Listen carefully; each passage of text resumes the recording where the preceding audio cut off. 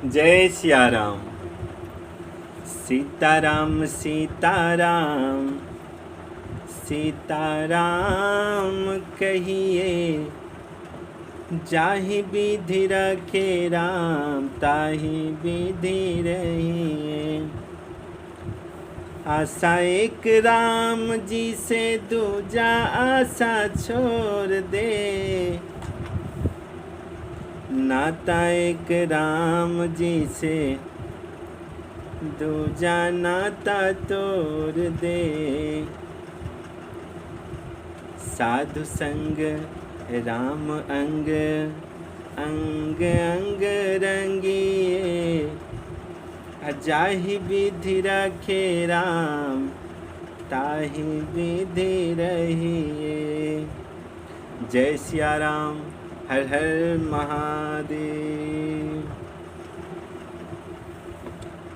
तो पिछले भाग में आप लोगों ने सुना कि दशरथ जी महाराज सारी माताओं को, चारों भाइयों को, चारों पुत्री समान बहुओं को शिक्षा दे रहे हैं।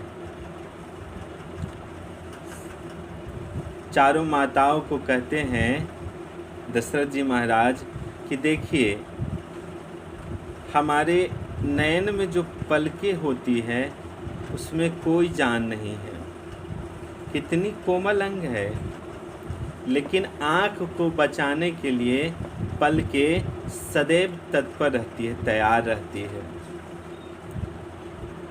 कोई भी अगर खतरा का अंदेशा हो तो पलकें आँखों को मूंद लेती है। उसी तरह आप सारी माताएं मिलकर बहुओं की रक्षा कीजिएगा। इसी बीच किसी ने जम्भाई ली सोने के लिए।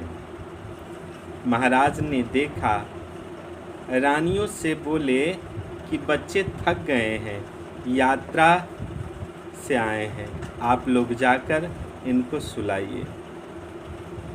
इतना कहकर रघुनाथ जी को हृदय में धारण करके महाराज स्वयं सोने गए। चारों बहुएं माताएं के पास रही। राम जी सभी भाई दूसरे दूसरे कक्ष में गए, विश्राम करने लगे। कौशल्या मैया राम जी के पास गई और जाकर राम जी के हाथ को अपने हाथ में रखकर देखने लगी और बोली कि राम, इसी हाथ से तुम तारका को मारे हो।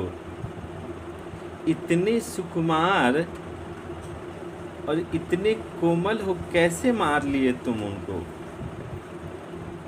देखिए, संतान कितना भी बलवान क्यों ना हो जाए, बलशाली क्यों ना हो जाए, माँ की दृष्टि में कमज़ोर ही रहता है, वह बालक ही रहता है। यहाँ पर माँ ने एक बात कही कि राम, आप 2 बार हमको विराट रूप दिखाएं। आप भगवान हो ना, तो ब्रह्मा जी से एक बात कहना। क्या कहना?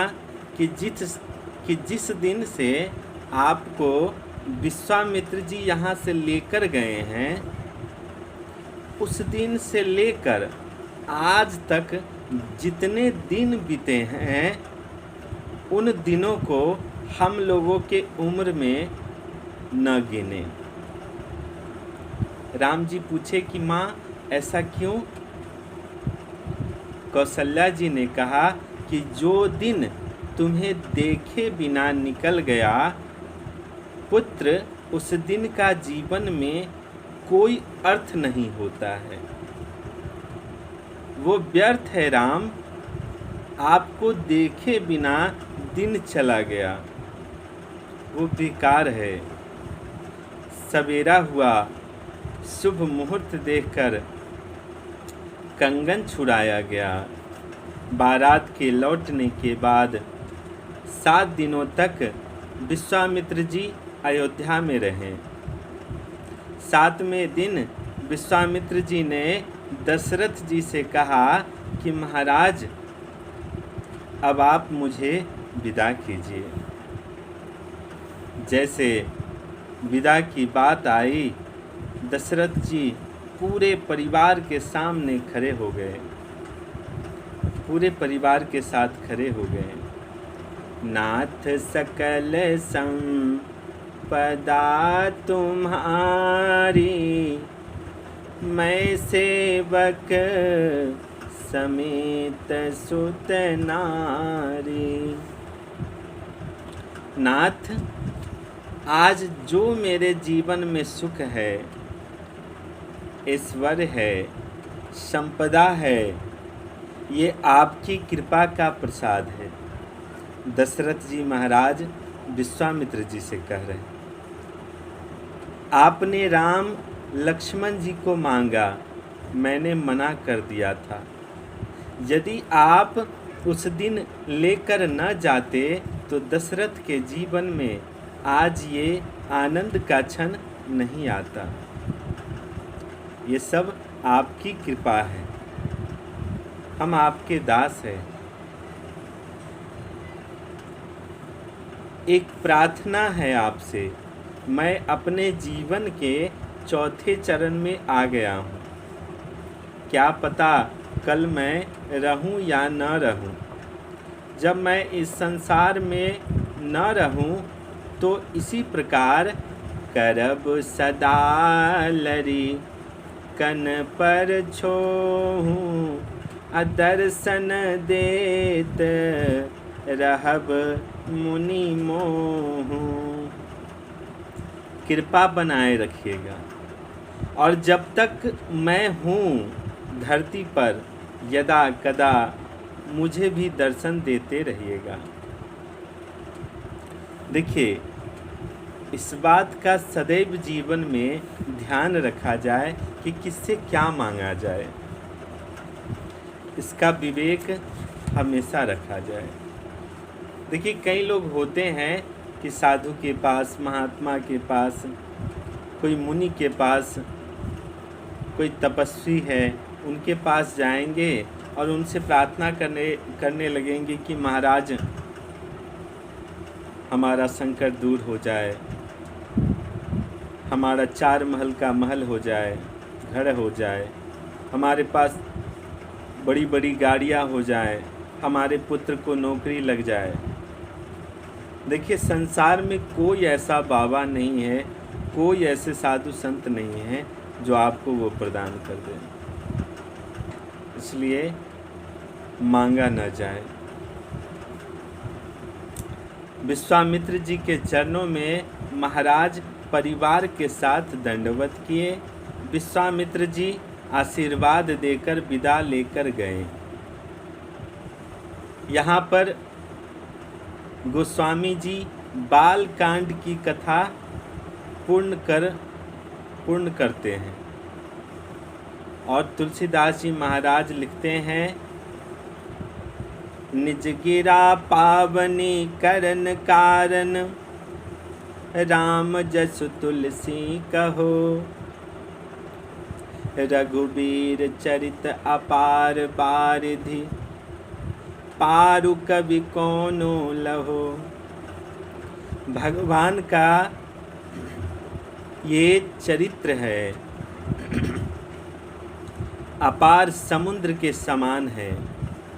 भगवान का जो ये चरित्र है अपार समुद्र के समान है, कौन कवि गाकर पार कर जाएगा।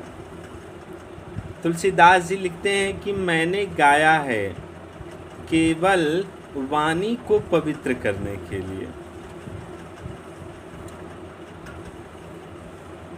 विवाह तक के जो संस्कार हुए हैं उसको जो सुनेगा, गाएगा, वह सदा सुख प्राप्त करेगा। अब आगे की कथा अयोध्या कांड में प्रवेश करती है। श्री रामचरितमानस का हृदय अयोध्या कांड है। जैसे पूरे शरीर में अगर प्राण न हो तो शरीर का कोई मतलब नहीं होता, उसी तरह पूरे मानस में अयोध्या कांड मानस का प्राण है। अगर देखिए, अयोध्या कांड का मतलब है युवा अवस्था। जैसे युवा अवस्था में हम लोग खूब परिश्रम करते हैं और उस परिश्रम के फल के द्वारा, परिश्रम से जो फल मिलता है उससे हम अपने जीवन को आगे बढ़ाते हैं। देखिए, जीवन में इस बात का प्रयास सदैव किया जाए कि आराम से कुछ भी मिले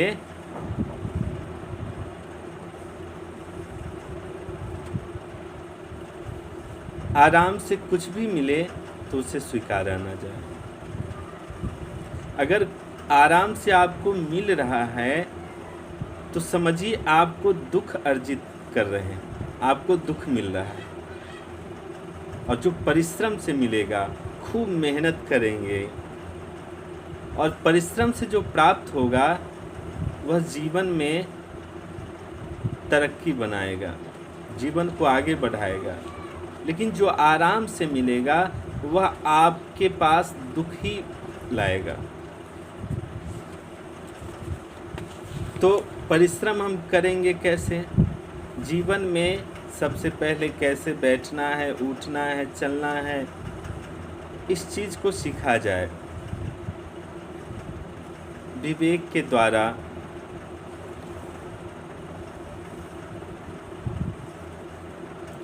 और ये कब होगी?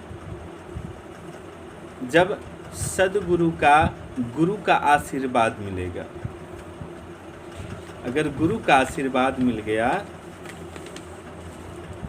तो ये कृपा हम पे बन जाएगी। और गुरु के आशीर्वाद कब मिलेंगे? जब हम उनकी चरणों में जाएंगे तब उनका आशीर्वाद मिलेगा। गुरु कृपा ही केवलम। तब गुरु हमें भगवान से मिलाने का उपाय बतलाएंगे। जब गुरु के समीप जाकर खूब हमारी रगड़ाई होगी, खूब हमसे मेहनत करवाया जाएगा, तब जाके हमें भगवान की प्राप्ति होगी। देखिए, याद रखिएगा, कई लोग कहते हैं कि राम जी को कैकेयी ने ही भेजा था वन। कैकेयी मैया ने राम जी को वन दिया था, लेकिन ऐसा नहीं है। क्यों? क्योंकि तुलसीदास जी महाराज लिखते हैं, राम किन्ह चाहे सो होई, करे अन्यथा अस नहीं कोई।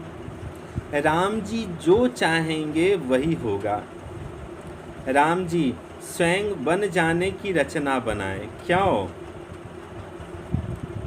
क्योंकि पिताजी राजा बनाना चाहते हैं और राम जी जानते हैं कि अभी जीवन में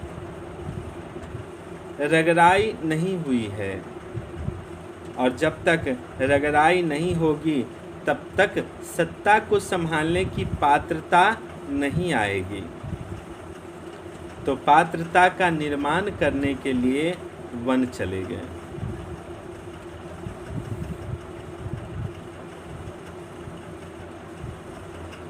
देखिए, जीवन में ये ठान लीजिए कि जब हम युवा अवस्था में हैं तो अगर किसी के द्वारा हमें कुछ मिल रहा है, भोजन हो, वस्त्र हो, जो आराम से हमको कोई दे दे, उसे स्वीकारा ना जाए।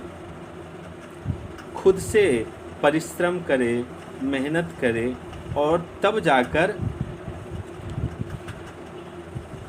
भोजन करे।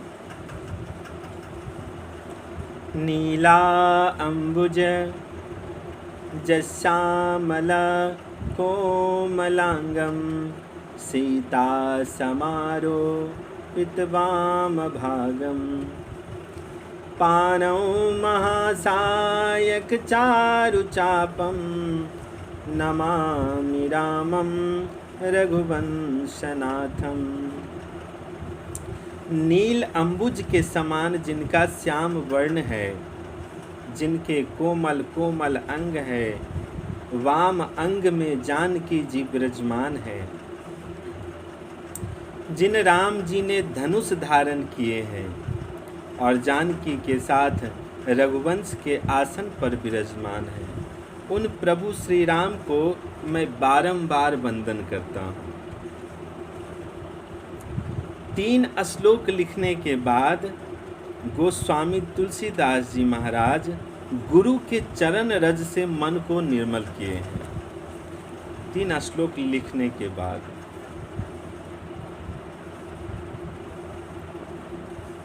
मन में यदि मैल पड़ जाए